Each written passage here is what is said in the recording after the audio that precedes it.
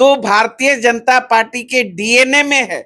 छोटे छोटे जो दल हैं, जो गरीबों की बात, दलितों की बात, पिछड़ों की बात करते हैं, ऐसे लोगों को अपमानित करने का वो लगातार काम किए करते रहते हैं। आपने देखा होगा मुकेश सहनी जी के साथ यही किया, उनके सारे एमएलए को तोड़ लिया गया, उन्हें दूध के मक्खी के तरह सरकार से बाहर करने का काम किया।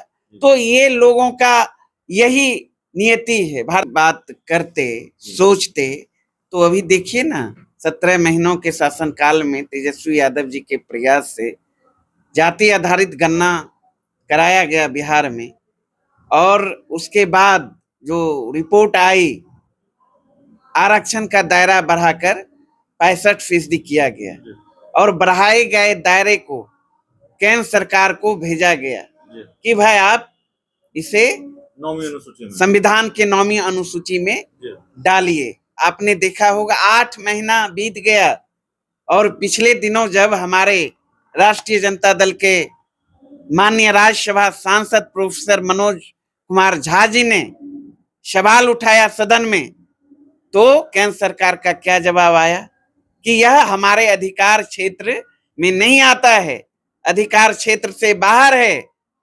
गोलमोल जवाब देने का काम किया, मतलब नकारने का काम किया। 8 महीना बीत जाने के बावजूद एनडीए में जो शामिल दल हैं या मोदी जी के कैबिनेट में, चाहे चिराग पासवान जी हो, चाहे मांझी जी हो, या नीतीश जी के पार्टी के 2 मिनिस्टर हैं, आज तक किसी व्यक्ति ने आवाज उठाने का काम नहीं किया। यहां तक अभी तक इस मामले पर नीतीश कुमार जी का स्पष्ट बयान नहीं आया है।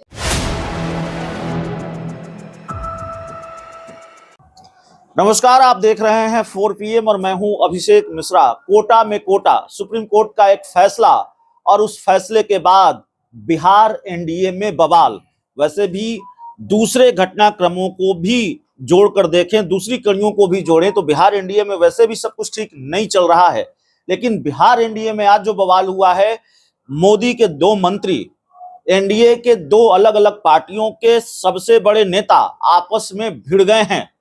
केंद्रीय मंत्री और हिंदुस्तानी आवाम मोर्चा के संरक्षक जीतन राम मांझी चिराग पासवान को स्वार्थी तक उन्होंने बता दिया है। जो उनका बयान मीडिया रिपोर्ट्स के हवाले से सामने आया है, आरक्षण को लेकर ये भिड़ंत हो गई है। दरअसल सुप्रीम कोर्ट के इस फैसले को लेकर चिराग पासवान का रिएक्शन आया था और उस रिएक्शन पर जीतन राम मांझी ने अपना रिएक्शन देते हुए स्वार्थी बता दिया चिराग पासवान को। इस भिड़ंत पर बात करेंगे। दोस्ती दरक तो नहीं रही है या दरकने की तरफ बढ़ तो नहीं रही है। जीतन राम मांझी और चिराग पासवान भिड़ गए हैं। आरजेडी के प्रवक्ता हमारे साथ हैं। किस तरीके से ये भिड़ंत हो गई है, कैसे देख रहे हैं इन बयानों को? देखिए, ये लोग घरियालो आंसू बहा रहे हैं। थोड़ा सा भी इन लोगों को दलित से कोई मतलब नहीं, आरक्षण से कोई मतलब नहीं। अगर मतलब रहता, दलित के अधिकार की बात करते सोचते तो अभी देखिए ना, 17 महीनों के शासनकाल में तेजस्वी यादव जी के प्रयास से जाति आधारित गणना कराया गया बिहार में, और उसके बाद जो रिपोर्ट आई, आरक्षण का दायरा बढ़ाकर 65% किया गया और बढ़ाए गए दायरे को केंद्र सरकार को भेजा गया कि भाई आप इसे संविधान के 9वीं अनुसूची में डालिए। आपने देखा होगा 8 महीना बीत गया और पिछले दिनों जब हमारे राष्ट्रीय जनता दल के माननीय राज्यसभा सांसद प्रोफेसर मनोज कुमार झा जी ने सवाल उठाया सदन में, तो केंद्र सरकार का क्या जवाब आया कि यह हमारे अधिकार क्षेत्र में नहीं आता है, अधिकार क्षेत्र से बाहर है।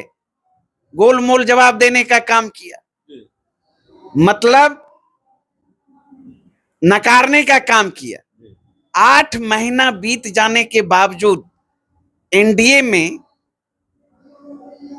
जो शामिल दल हैं या मोदी जी के कैबिनेट में, चाहे चिराग पासवान जी हो, चाहे मांझी जी हो या नीतीश जी के पार्टी के दो मिनिस्टर हैं, आज तक किसी व्यक्ति ने आवाज उठाने का काम नहीं किया। यहाँ तक अभी तक इस मामले पर नीतीश कुमार जी का स्पष्ट बयान नहीं आया है। सभाओं के मुंह में ताला लगा हुआ है, क्योंकि इन लोगों को सत्ता से इतना प्रेम है कि जनहित से कोई मतलब नहीं। पिछड़ों, दलितों, अति पिछड़ों, जो कमजोर तबके के लोग हैं, उनके अधिकार जाए तो जाए, इन लोगों को सत्ता प्यारी है।